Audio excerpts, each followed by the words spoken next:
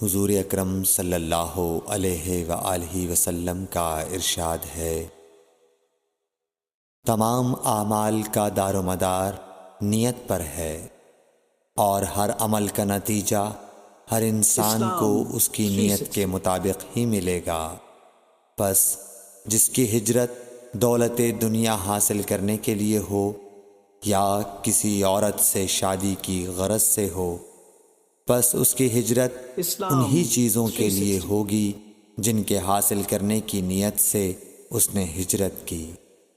صحیح بخاری حدیث نمبر 1۔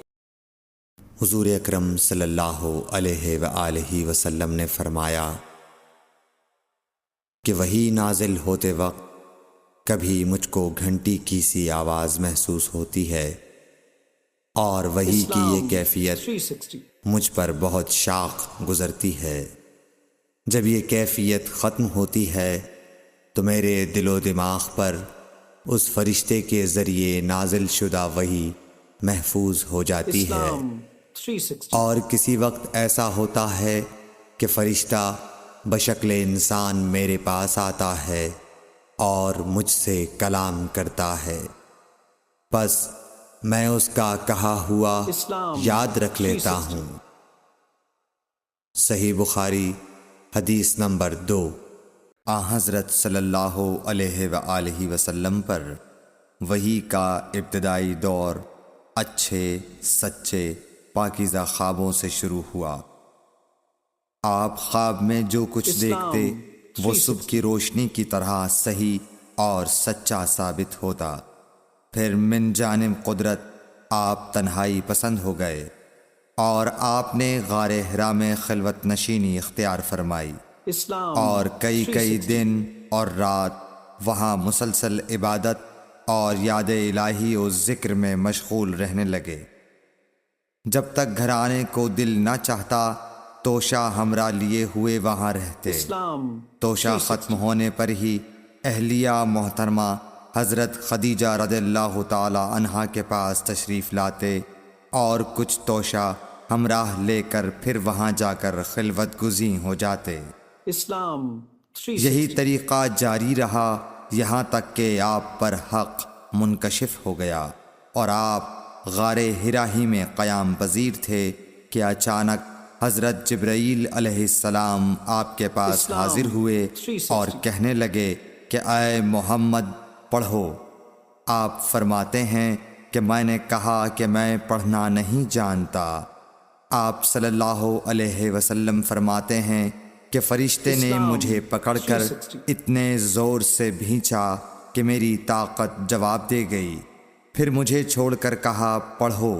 میں نے پھر وہی جواب دیا کہ میں پڑھا ہوا نہیں ہوں۔ اس فرشتے نے مجھ کو نہایت ہی زور سے بھینچا کہ مجھ کو سخت تکلیف محسوس ہوئی، پھر اس نے کہا کہ پڑھ۔ میں نے کہا میں پڑھا ہوا نہیں ہوں۔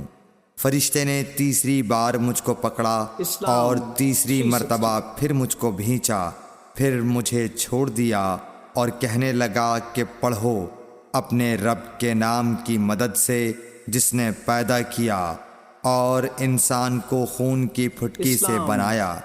پڑھو اور آپ کا رب بہت ہی مہربانیاں کرنے والا ہے۔ پس یہی آیتیں آپ حضرت جبرائیل علیہ السلام سے سن کر اس حال میں غار حرا سے واپس ہوئے کہ آپ کا دل اس انوکھے واقعے سے کانپ رہا تھا۔ آپ حضرت خدیجہ کے ہاں تشریف لائے اور فرمایا کہ مجھے کمبل اوڑھا دو، مجھے کمبل اوڑھا دو۔ لوگوں نے آپ کو کمبل اوڑھا دیا۔ جب آپ کا ڈر جاتا رہا تو آپ نے اپنی زوجہ محترمہ حضرت خدیجہ رضی اللہ تعالی عنہا کو تفصیل کے ساتھ یہ واقعہ سنایا، اور فرمانے لگے کہ مجھ کو اب اپنی جان کا خوف ہو گیا ہے۔ آپ کی اہلیہ محترمہ حضرت خدیجہ رضی اللہ تعالی عنہا نے آپ کی ڈھارس بندھائی اور کہا کہ آپ کا خیال صحیح نہیں ہے۔ اللہ کی قسم آپ کو اللہ کبھی رسوا نہیں کرے گا۔ آپ تو اخلاق فاضلہ کے مالک ہیں، آپ تو کنبہ پرور ہیں، بے کسوں کا بوجھ اپنے سر پر رکھتے ہیں، مفلسوں کے لیے آپ کماتے ہیں، مہمان نوازی میں آپ بے مثال ہیں، اور مشکل وقت میں آپ امر حق کا ساتھ دیتے ہیں۔ ایسے اوصاف حسنہ والا انسان یوں بے وقت ذلت و خواری کی موت نہیں پا سکتا۔ پھر مزید تسلی کے لیے حضرت خدیجہ رضی اللہ تعالی عنہا آپ کو ورقہ بن نوفل کے پاس لے گئیں، جو ان کے چچا زاد بھائی تھے اور زمانہ جاہلیت میں نصرانی مذہب اختیار کر چکے تھے اور عبرانی زبان کے کاتب تھے۔ چنانچہ انجیل کو بھی حسب منشائے خداوندی عبرانی زبان میں لکھا کرتے تھے۔ انجیل سریانی زبان میں نازل ہوئی تھی، پھر اس کا ترجمہ عبرانی زبان میں ہوا۔ ورقہ اسی کو لکھتے تھے۔ وہ بہت بوڑھے ہو گئے تھے، یہاں تک کہ ان کی بینائی بھی رخصت ہو چکی تھی۔ حضرت خدیجہ رضی اللہ تعالی عنہا نے ان کے سامنے آپ کے حالات بیان کیے اور کہا کہ اے چچا زاد بھائی، اپنے بھتیجے محمد صلی اللہ علیہ وسلم کی زبانی ذرا ان کی کیفیت سن لیجئے۔ وہ بولے کہ بھتیجے، آپ نے جو کچھ دیکھا ہے اس کی تفصیل سناؤ۔ چنانچہ آپ صلی اللہ علیہ وآلہ وسلم نے از اول تا آخر پورا واقعہ سنایا، جسے سن کر ورقہ بے اختیار ہو کر بول اٹھے کہ یہ تو وہی ناموس معزز رازدان فرشتہ ہے جسے اللہ نے حضرت موسیٰ علیہ السلام پر وحی دے کر بھیجا تھا۔ کاش میں آپ کے اس عہد نبوت کے شروع ہونے پر جواں عمر ہوتا، کاش میں اس وقت تک زندہ رہتا جب کہ آپ کی قوم آپ کو اس شہر سے نکال دے گی۔